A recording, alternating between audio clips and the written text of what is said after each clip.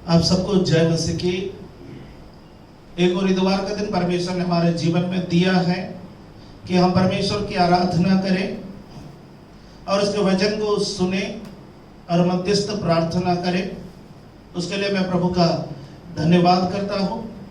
पिछले दिनों में परमेश्वर के वचन से अध्ययन करने में परमेश्वर ने हमारी सहायता की है और मूसा के विषय में हमने अध्ययन को आरंभ किया था। किस प्रकार मूसा परमेश्वर के संग संग चला और परमेश्वर ने मूसा के जीवन के जरिए से किस प्रकार अद्भुत कार्यों को कराया और किस प्रकार मूसा के जीवन को परिवर्तित करने में परमेश्वर ने कार्य किया और उससे हमारे जीवन में हमें जो शिक्षा मिलना है उसी के विषय में हम इन दिनों में अध्ययन कर रहे हैं। पिछले बार मूसा के बारे में मैंने जहां पर छोड़ा था वो था मूसा 40 वर्ष की उम्र में इस्राएलियों को बचाना चाहता था। वो कहता था मैं मिस्र का शिक्षा को प्राप्त कर ली, अस्त्र शस्त्र शिक्षाओं में मैं निपुण हो गया, मेरे बाजुओं में ताकत है, मैं मिस्र में से इस्राएल लोगों को छुड़ाने के लिए सक्षम हूं। इस प्रकार वह इस्राएलियों का नेता बनने के लिए, अगुवा बनने के लिए वो चल पड़ा, परंतु लोगों ने उसे स्वीकार नहीं की। लोग उसके नियत पर जब सवाल की तो मूसा वहां टिक नहीं पाया। फिरौन का डर से मूसा वहां से भाग निकला और मिद्यान में आ गया। वहां पर आकर के उसका जीवन किस प्रकार सेटल हुआ है उसके विषय में हमने पिछले सप्ताह में अध्ययन किया है। आज हम मूसा के बुलाहट के विषय में अध्ययन करेंगे। The divine calling of Moses. परमेश्वर ने मूसा को सेवकाई के लिए कैसे बुलाया और मूसा और परमेश्वर के बीच में क्या क्या वार्तालापें हुई, इस विषय में जब हम अध्ययन करेंगे हमारे बुलाहट के बारे में भी हमें सोचने का मौका मिलेगा कि क्या वास्तव में हम परमेश्वर के बुलाहट पाए हुए लोग हैं या नहीं।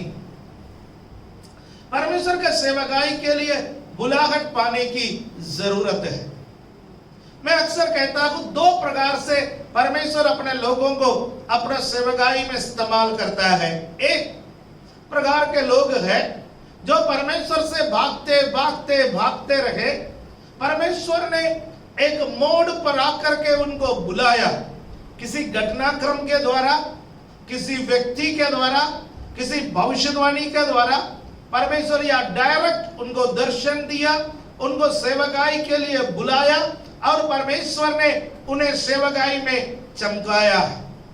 और दूसरा प्रकार के लोग हैं जो परमेश्वर का वचन का अध्ययन किया, परमेश्वर का वचन को सुना, परमेश्वर का वचन को जब पढ़ा और समझा तो उनको लगा कि परमेश्वर ने उन्हें इस पृथ्वी पर जीवन इसलिए दिया है कि वह परमेश्वर की सेवा करे।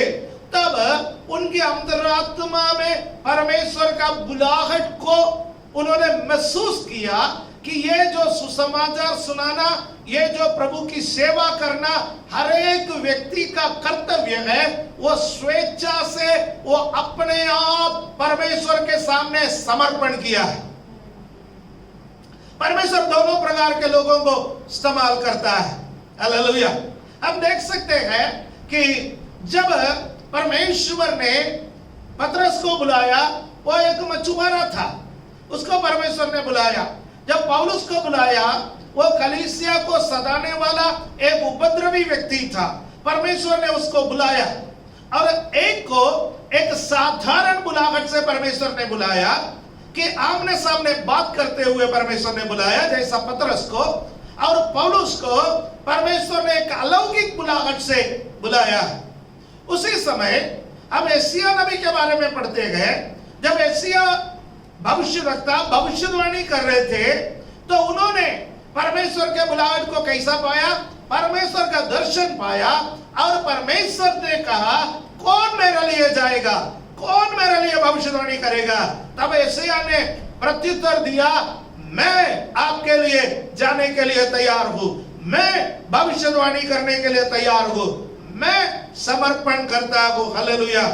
मुझे सुनने वाले प्यारे लोगों, आपका बुलाहट किस प्रकार का है ये आप जान सकते हैं और परमेश्वर जान सकते हैं। तीसरा व्यक्ति को इस पर कोई हाथ नहीं है। हालेलुया। मैंने ऐसा कई लोगों को जीवन में देखा है जो तीसरा व्यक्ति ने उसके सिर पर हाथ रख के भविष्यवाणी की या किसी और से प्रभावित हुआ कि परमेश्वर के सेवकाई के लिए निकलो, नहीं हो तो सब कुछ बुरा हो जाएगा। ऐसा डरते हुए परमेश्वर के सेवकाई के लिए निकल करके असफल हुए लोगों को मैं बहुत सारे लोगों को मैं जानता हूं, लेकिन समर्पण के साथ आकर के सफल हुए बहुत सारे लोगों को भी मैं जानता हूं। इसलिए सेवकाई में निकलने से पहले एक बात आप सुनिश्चित करना कि आप सेवकाई कर रहे हैं तो किस आधार पर कर रखा है।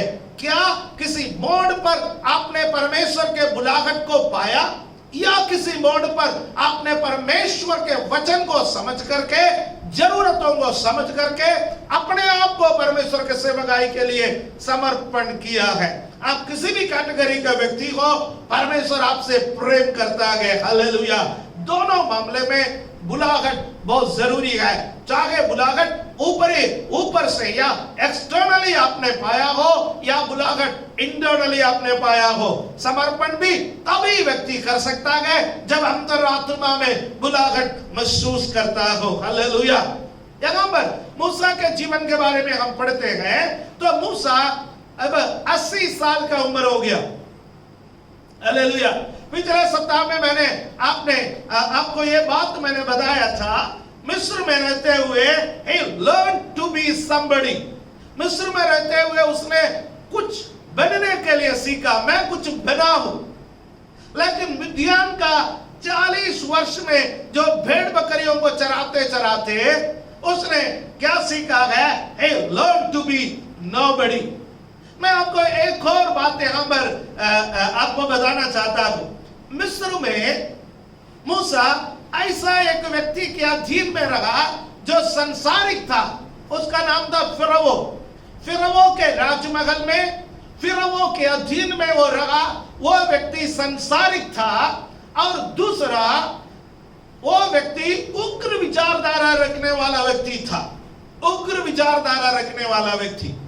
और जब आप संसार के व्यक्ति के अधीन रहोगे और उग्र विचारधारा रखने वाले व्यक्ति के अधीन रहोगे और उसके संग रहोगे, आपका विचार भी संसारिक है, आपका विचार भी उग्र है।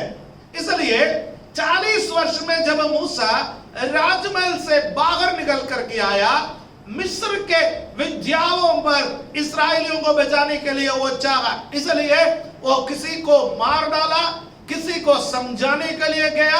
मैं तो काउंसलिंग का कोर्स कर चुका हूं, अब मैं इस्राएलियों को काउंसलिंग करूंगा, आपस में नहीं लड़ना, ये नहीं करना, वो नहीं करना। लेकिन वो असफल हो गया। लेकिन 40 वर्ष परमेश्वर ने उसको ऐसा एक व्यक्ति के अधीनता में रखा जिसके बारे में हम समझ सकते हैं वो व्यक्ति एक परिपक्व व्यक्ति था। रूएल या यित्रो उसका ससुर, वो एक परिपक्व व्यक्ति था। बाद में मूसा के सेवकाई के बीच में भी वो आकर के मूसा को किस प्रकार सलाह दे रहा था, उसी से हम समझ सकते हैं परमेश्वर ने मूसा को एक परिपक्व व्यक्ति के अधीनता में रख करके 40 वर्ष से लेकर के 80 वर्ष का उम्र तक मूसा को एक परिपक्व व्यक्ति बना दिया। हालेलुया।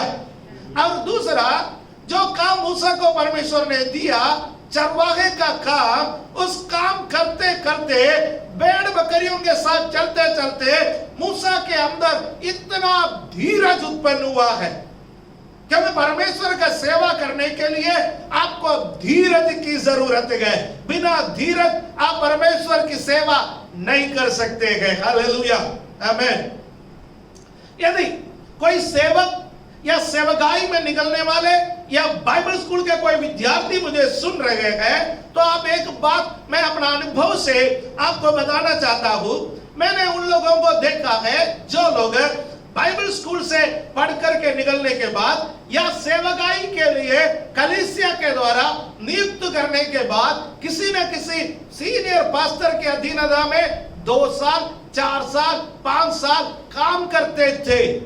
और वो पासबान के सफलताओं को उन्होंने देखा, वो पासबान के असफलताओं को उन्होंने देखा, उनका सेवकाई को उन्होंने देखा, उनका परिवार को देखा है, वो किस माहौल में सेवा करता है वो देखा है। वो कहता है चेला बन करके सेवा की, चेला बन करके वो रहा, फिर 5 साल में 6 साल में 8 साल में 10 साल में 15 साल में धीरे धीरे वो अगुवाईपन का क्षेत्र में आ गया, वो लीडरशिप का क्षेत्र में आ गया। ऐसे जो उभर करके आए हुए व्यक्ति जल्दी गिरते नहीं, जल्दी डगमगाते नहीं, जल्दी निराश नहीं होता, जल्दी पीछे नहीं हटता। लेकिन समय बदल गया है। आजकल बाइबल स्कूल से सीधे निकला, किसी को चेला बनने का समय नहीं मिलता। 2 गाना आ गया या कोई म्यूजिक आ गया या कोई ऐसे चीजें आ गया, 2-4 भजन संगीत आ गया है? कुछ आ गया तो वो अपने आप को सेवक, मैं भी पास्टर हूं। आजकल मॉडर्न जमाने में पास्टर बोलने से किसी को मजा नहीं आता है। उनको कहता है कि I am a prophet, I am a prophet, I am an apostle. भविष्यवक्ता के सेवकाई के बारे में नहीं जानने वाला, किसी भी भविष्यवक्ता के अधीनता में कभी सेवा नहीं की, वो अपने आप को प्रॉफिट कहते हुए, अपने आप को भविष्यवक्ता कहते हुए बाहर निकलते हैं। हालेलुया। यदि आप भविष्यवक्ता है तो वो आप नहीं, बाकी आपका वचन सुनने वाले, आपका सेवकाई के अनुभव करने वाले बोलना चाहिए। यदि आप प्रेरित है तो आप नहीं, बल्कि हालेलुया बाकी लोग जो आपका सेवकाई का अनुभव करने वाले कहना चाहिए कि आप एक प्रेरित हैं। लेकिन आज self appointed prophet, self appointed apostles, वे लोग इन दिनों में हमारे भारतवर्ष में बढ़ते आ रहे हैं। हालेलुया। बाइबल के मूल सिद्धांत नहीं मालूम, बाइबल के उपदेशों को नहीं मालूम। हाँ, ये लोग पवित्र आत्मा के वरदानों को कुछ पाए हुए लोग हैं।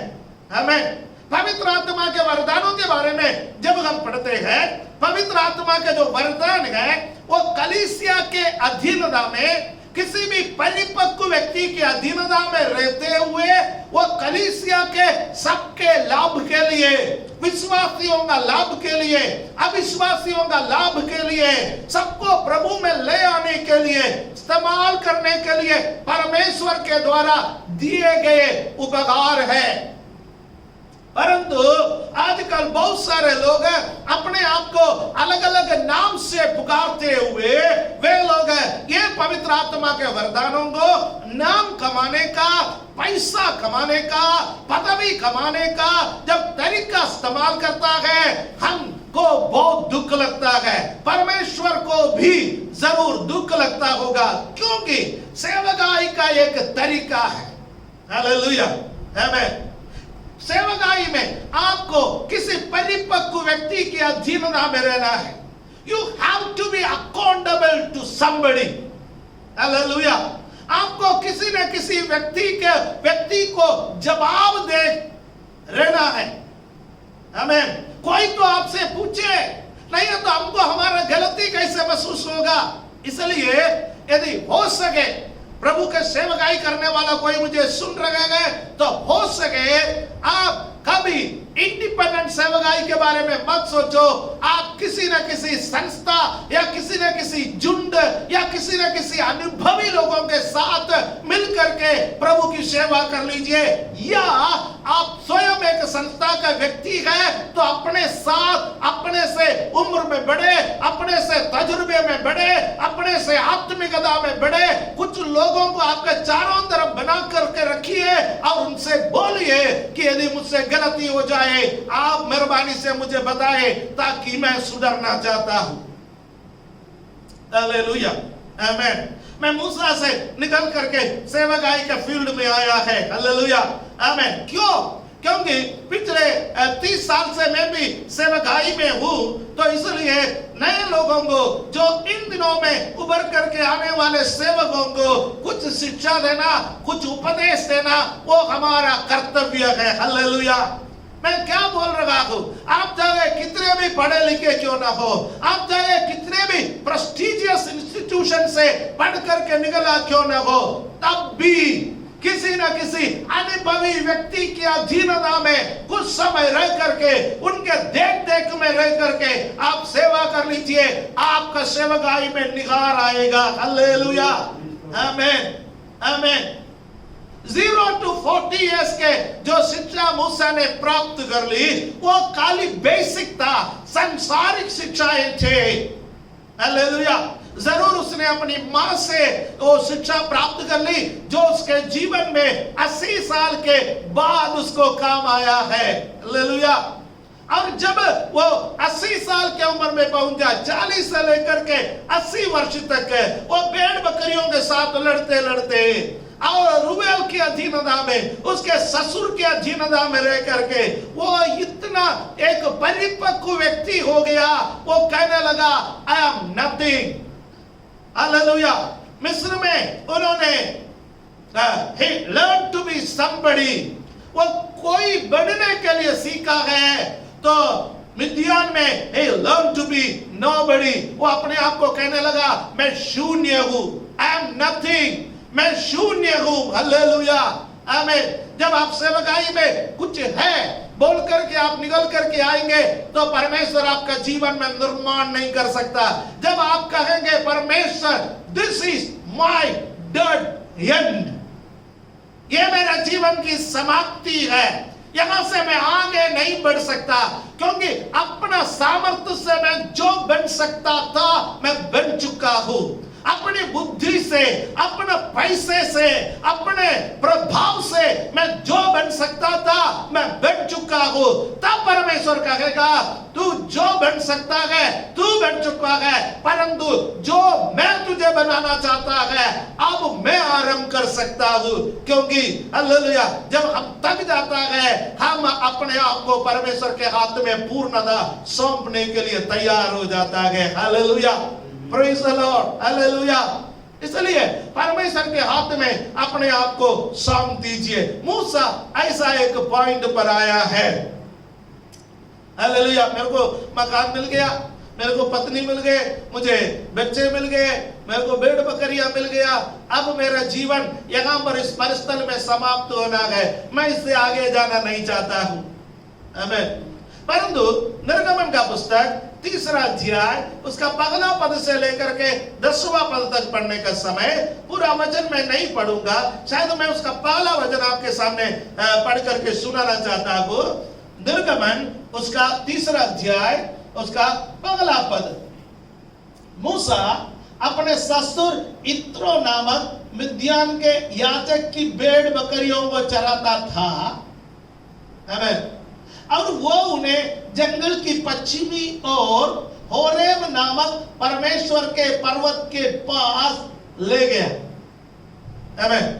अब मैं थोड़े दिन पहले मैंने याकूब के बारे में आपको सिखाया। याकूब के बारे में जब मैंने आपको सिखाया, याकूब के अंदर एक लालसा थी कि मेरी संपत्ति बढ़ना है, मेरा परिवार बढ़ना है।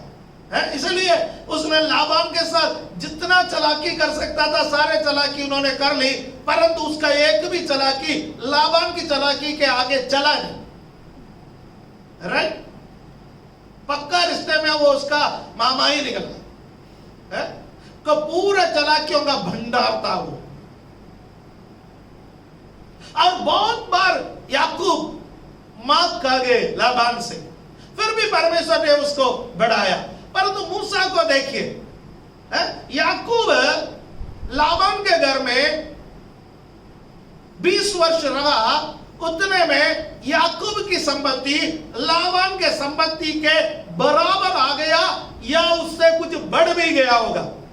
तभी तो लाबान के संतानों ने बोला है, इन्होंने हमारी संपत्ति को ले लिया गया, हमारे पापा के संपत्ति को ले लिया गया। निरंतर उसकी संपत्ति बढ़ता गया। लेकिन यहां पर आप मूसा को देखिए, 40 वर्ष भेड़ बकरियां चराने के बाद भी अब वो किसके भेड़ बकरियों को चरा रखा गए? अपना ससुर से कभी उलझा नहीं, कभी झगड़ा नहीं किया, कभी भागने की चेष्टा नहीं की, यानी पूर्ण रूप से अपना ससुर के प्रति समर्पित एक जीवन। उसका ससुर मिद्यान के याजक, एक आत्मिक व्यक्ति का अधीनता में एक संतुष्ट जीवन बिताने वाला मूसा, याकूब के बारे में पढ़ने का समय एक अनात्मिक व्यक्ति के अधीनता में असंतुष्ट जीवन बिताने वाला याकूब, ये फर्क है। हालेलुया। चुनाव आपका है। यदि आप चाहे तो एक संसारिक व्यक्ति के अधीनता में, एक संसारिक अगुवे के अधीनता में एक असंतुष्टि का जीवन को आप चुन सकते हैं, या एक आत्मिक अगुवे के अधीनता में एक संतुष्टि का जीवन को आप चुन सकते हैं। Choice is yours. मूसा ने क्या किया? एक आत्मिक अगुवे के अधीनता में एक संतुष्टि का जीवन को चुन लिया। हालेलुया।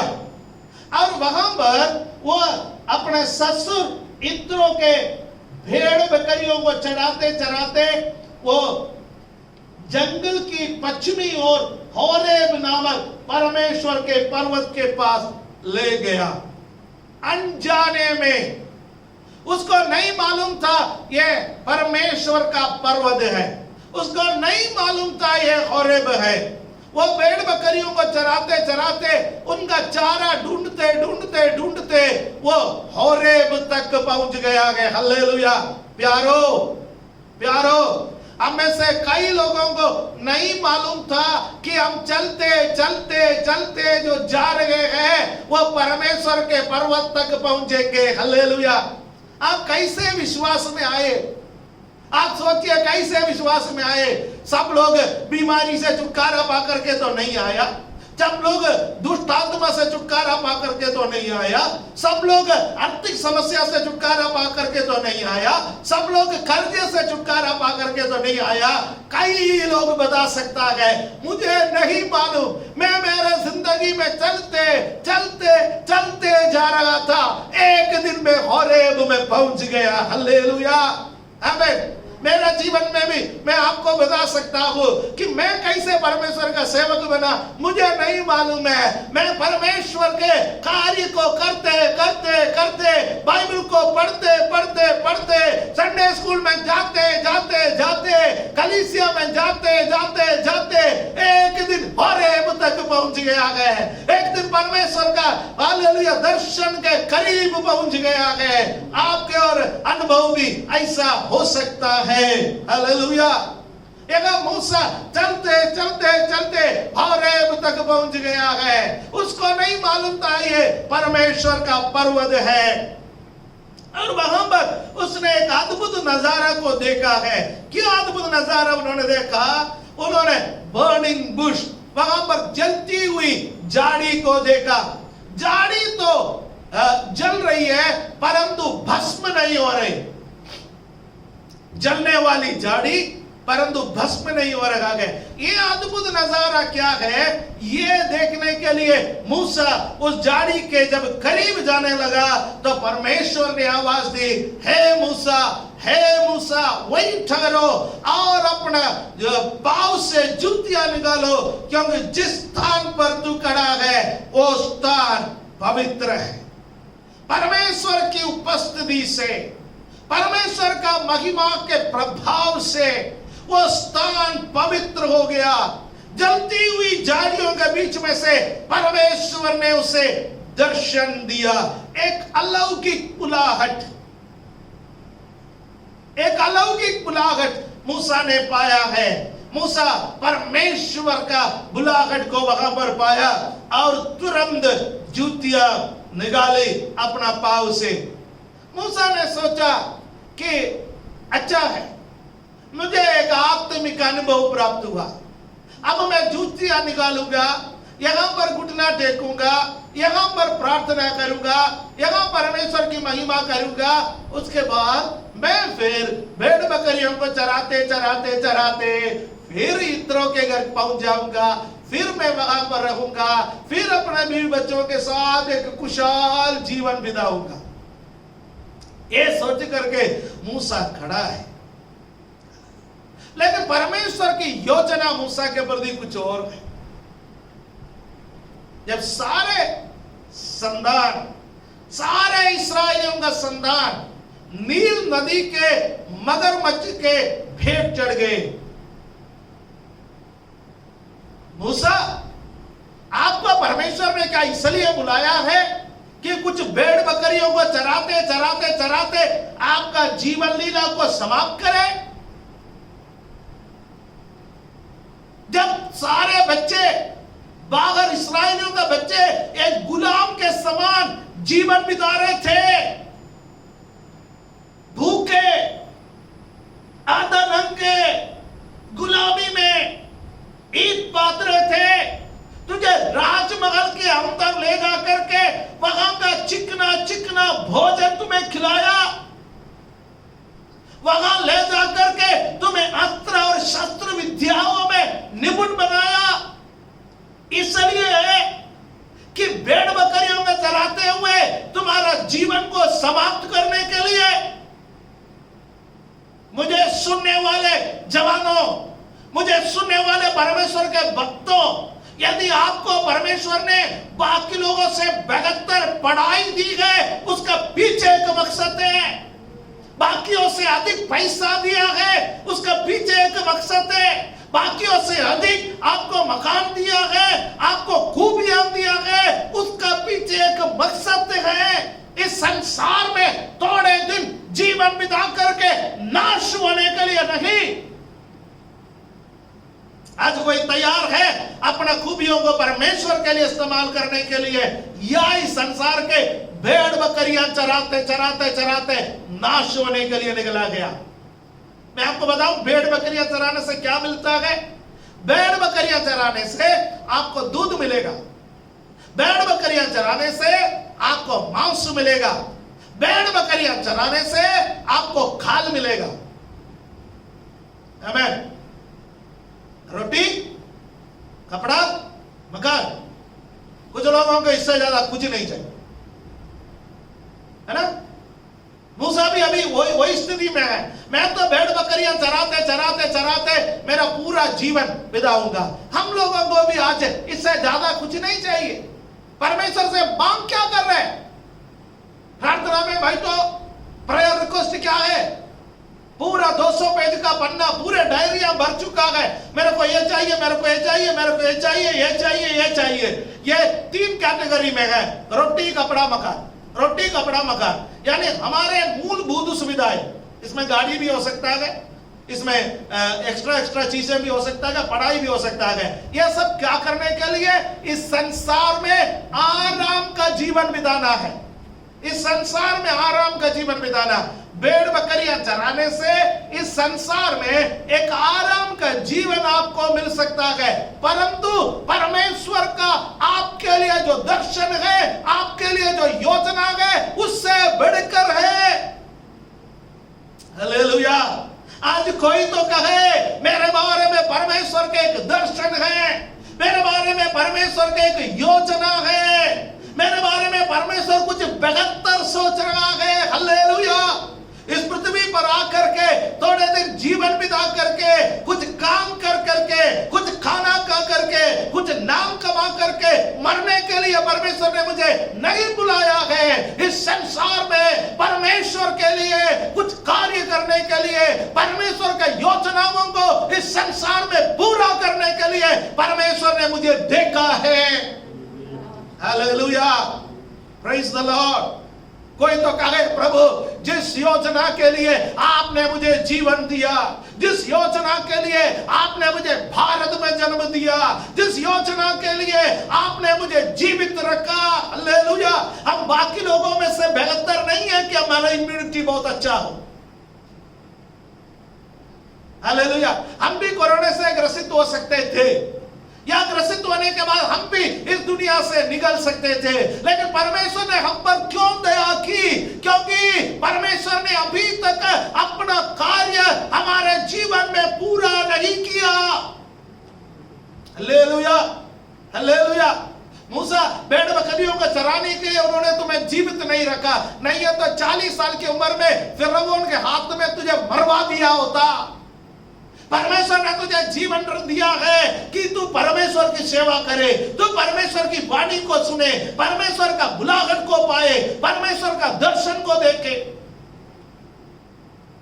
हालेलुया।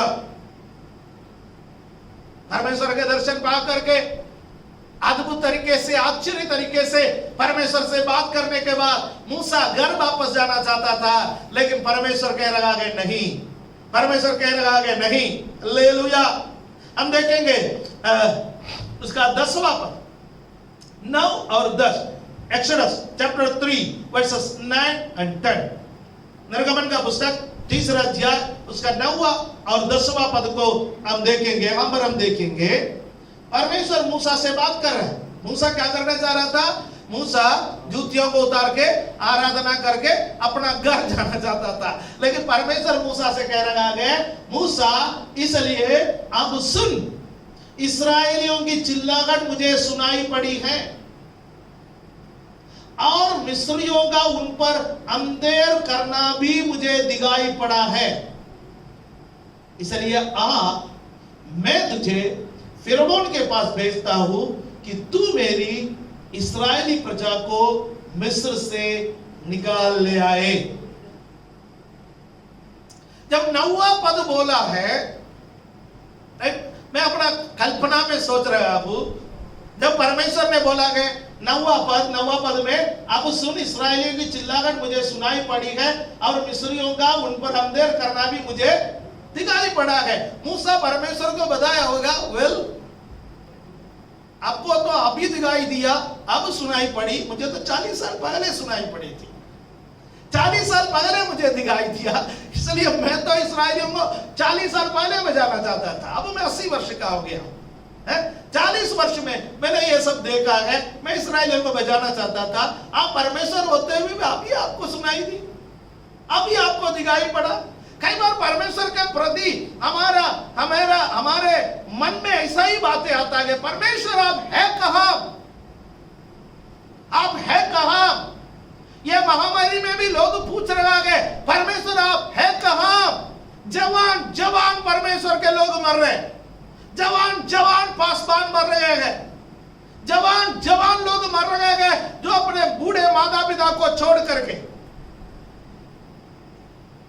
हर प्रकार के, हर किस्म के लोग मर रहे हैं, धनवान मर रहे हैं, गरीब मर रहे हैं, पढ़े लिखे मर रहे हैं, अनपढ़ मर रहे हैं, शहर में मर रहे हैं, गांव में मर रहे हैं, हर जगह में लोग मर रहे हैं।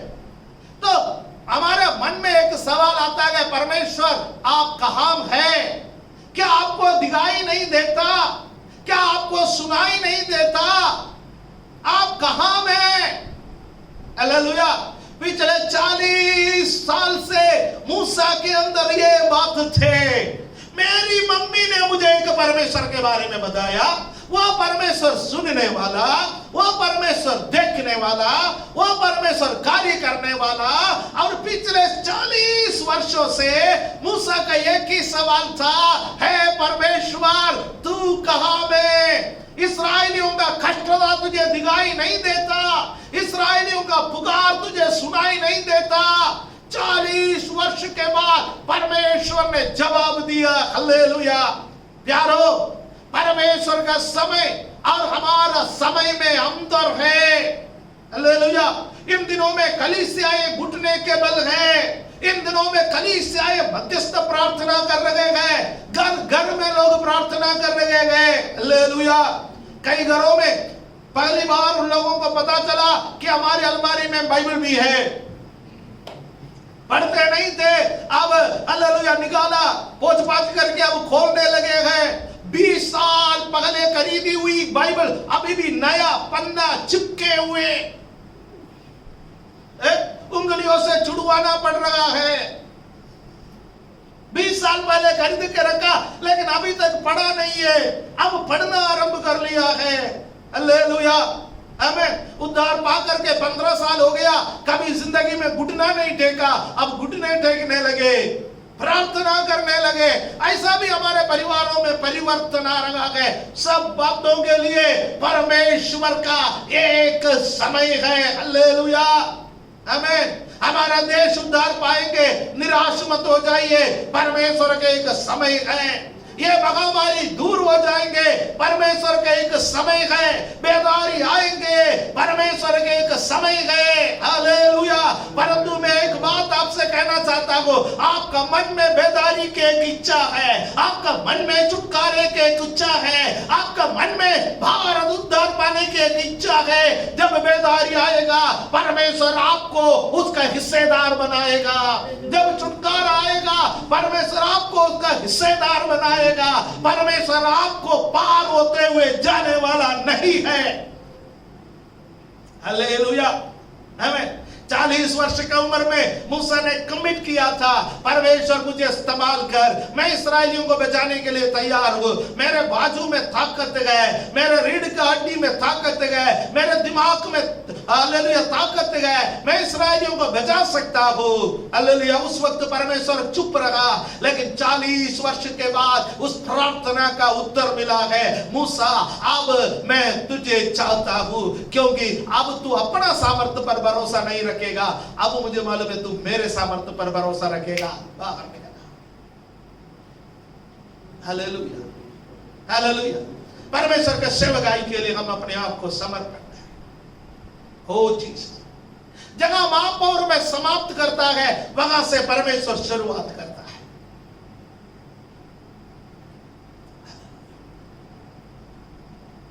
यीशु मसीह का पुनरुत्थान के बाद पतरस दुखी हो गया, सारे चेले दुखी हो गए, गुरु अब हमारे साथ नहीं रहा। मरे हुए में से जी तो उठा, लेकिन फायदा क्या, हमारा साथ तो नहीं रह रहा, इधर जा रहे उधर जा रहे, हम पुराने काम में लग जाएंगे। गुरु ने जो कुछ भी हमें सिखाया कब काम आएगा पता नहीं। वो मछली पकड़ने के लिए गए, उस मछली पकड़ने के लिए गए, वे चाहते थे भूख से बच जाए, परिवार का कुछ पालन पोषण करे, अपना जीवन में दोबारा कुछ ना कुछ तो काम करके आजीविका चलाए। उन चेलों को ढूंढ करके यीशु गलीली समुद्र के किनारे में आया। हमें से कुछ लोग थक चुके हैं,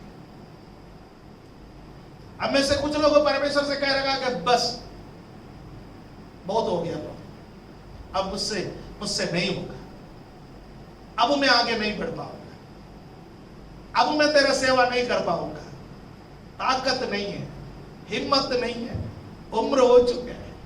परमेश्वर आपको इस्तेमाल करने का आरंभ करें। परमेश्वर किसी को भी इस्तेमाल कर सकता है। दौड़ते दौड़ते दौड़ते दौड़ते दौड़ते एलिया मरना चाहा, कहता मैं मेरे पूर्वजों से अच्छा नहीं, मैं मेरे पुरखाओं से अच्छा नहीं, मैं किसी से भी अच्छा नहीं हूं, परमेश्वर बस मेरे प्राण को ले ले, मैं अब मरना चाहता, मैं तेरे पास चल करके आना चाहता हूं। परमेश्वर ने उस एलिया को रोटी और पानी अपने दूध के जरिए से भेजा और कहा एलिया उठ, खा और पी, तुम्हें बहुत लंबी दूरी तय करना है। उसके बाद एलिया ने एलीशा का अभिषेक किया, उसके बाद एलिया ने कई राजाओं का अभिषेक किया। हालेलुया। जगह हम सोचते हैं कि समाप्त हो गया है, परमेश्वर वहीं से हालेलुया राजाओं को अभिषेक करने के लिए हमें इस्तेमाल करने वाला परमेश्वर है। आज मैं मेरा संदेश को यहां रोकना चाहता हूं। यह संदेश का इंट्रोडक्शन है, आगे संदेश लंबा है, अब मैं शुरू करूंगा तो ये हालेलुया पूरा नहीं होगा, इसलिए मैं नेक्स्ट वीक में बोलूंगा, क्योंकि एक दिन एक बहुत ज्यादा बोलने से फायदा नहीं है। नहीं तो हम सेमिनार होता तो हम सारे कुछ बोल सकते थे। एक संडे लोगों का लेने का कैपेसिटी कितना है हमें जानना चाहिए। आज क्या आप परमेश्वर के सेवकाई के लिए अपने आप को समर्पण करने के लिए तैयार हैं? मैंने शुरुआत में बोला दो प्रकार से है। एक डिवाइन कॉल, परमेश्वर आपको बुलाएंगे। मेरे सेवकाई के लिए निकला, बिजनेस छोड़ करके आए हुए लोग हैं, सरकारी नौकरी छोड़ करके आए हुए लोग हैं। जब परमेश्वर के अलौकिक बुलाहट लोगों के पास पहुंचेंगे, इस संसार का सब छोड़ करके जो प्रभु के सेवकाई के लिए निकलेंगे वे लोग आशीष पाए हैं। दूसरा, ओ हालेलुया, परमेश्वर लोगों से जब बातें करता है, परमेश्वर का वचन पढ़ता है, परमेश्वर की वाणी को सुनता है, परमेश्वर का दर्शन देखता है, वो अपने आप जरूरत महसूस करता है, हाँ मुझे परमेश्वर की सेवा करना है, अपने आप को समर्पण करता है। जब अपने आप को समर्पण करता है तब भी परमेश्वर ऐसे लोगों को इस्तेमाल करता है। नया नियम का सेवकाई में खासियत है, नया नियम का सेवकाई सबके लिए है। हालेलुया। पुराना नियम में सेवकाई खास लोगों को मिलता था, लेकिन नया नियम में सेवकाई सबको मिलता है। हालेलुया, आमीन। सब पास्टर बनने के लिए नहीं, सब प्रचारक बनने के लिए नहीं, सब भविष्यवक्ता बनने के लिए नहीं, सब प्रेरित बनने के लिए नहीं, बल्कि यीशु ने हर एक व्यक्ति से कहा सुसमाचार सुनाने के लिए, हर एक व्यक्ति से कहा बीमारों को चंगा करने के लिए, हर एक व्यक्ति से कहा दुष्ट आत्मा को निकालने के लिए। विश्वास करने वालों में ये चिन्ह होंगे, वे नए नए भाषाएं बोलेंगे, वे बीमारों पर हाथ रखेंगे, वे चंगे हो जाएंगे, वे दुष्ट आत्माओं को निकालेंगे, वे हानिकारक वस्तु पी भी जाए तो भी कोई हानि नहीं होगी। आप उनमें से एक हैं। आज प्रभु आपको बुला रहा है, प्रभु आपको देख रहा है। आप कभी मत कहिए I am finished, you are not finished. Hallelujah. यदि आपने समाप्त कर लिया है तो भी परमेश्वर आप में समाप्त करने के लिए अभी भी तैयार है। हालेलुया। अपने आप को समर्पण करें, अपने आप को समर्पण करें, अपने आंखों को बंद करें। अरे मामा मामा शिकारा वाला, मेरे संग मिलकर प्रार्थना करें, मेरे संग मिलकर के प्रार्थना करें। अरे मामा मामा मामा शिकारा वाला वाला, ओ प्रभु, ओ प्रभु, ओ मैं मुझे मेरे होरेब में ले आ, मुझे मेरे होरेब में ले आ। मैं होरेब में आना चाहता हूं, मैं तेरा दर्शन पाना चाहता हूं, मैं तेरे लिए आगे बढ़ना चाहता हूं।